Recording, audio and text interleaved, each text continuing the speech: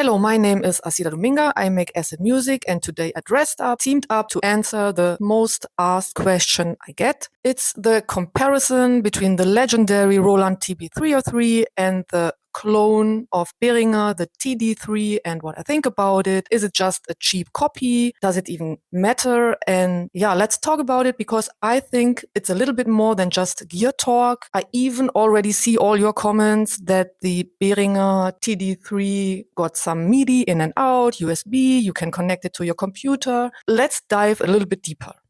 The legendary Roland TB-303 was never supposed or meant to start a genre. It was a complete commercial failure. It was a failed bassline machine. But then this machine got a second life by people using it in a complete new way, and acid was born. This little weird box became legendary. It was suddenly the heart of something really, really huge. And then Behringer released the TD-3, a really cheap, affordable clone, and people had opinions. Of course, every time I get asked about this Roland and Behringer comparison, I immediately have two artists in my mind. It's Andy Warhol and Marcel Duchamp.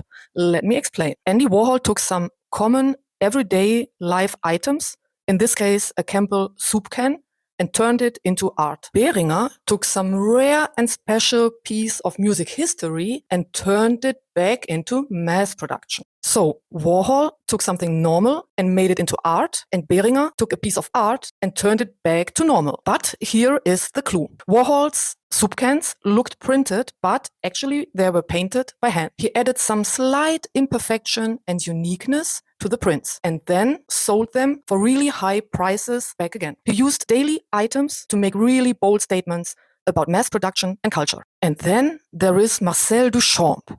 He took an urinal, let that sink in, and put it in an art gallery and called it art. That's called a ready-made. Taking something normal, a daily life object, and placing it in a new context. To me, the Roland TB-303 is exactly that, a ready-made, and even more.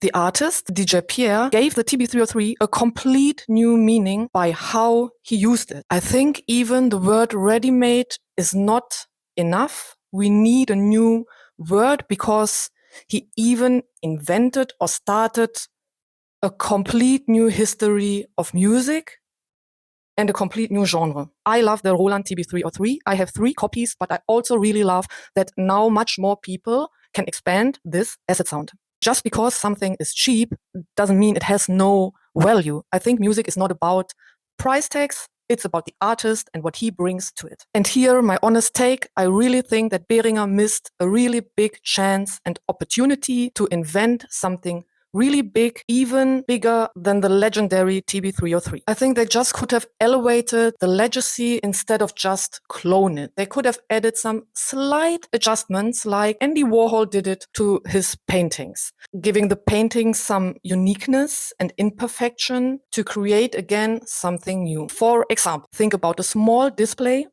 where you can see the pattern. It could have been saturation or distortion. Yes, there is a distortion put on it, but I don't like it at all. I think nobody likes it. They could have changed this awkward step sequencer, waveform blending. What about a sub-oscillator? I think they really could have added some effects like reverb and delay. And then, last but not least, the design. They could have changed the design completely. The hardware could have been a square or something else. Anything different than just to copy the legendary TB-303. So never mind. I hope you enjoyed my chat, and in the end, it's all about music.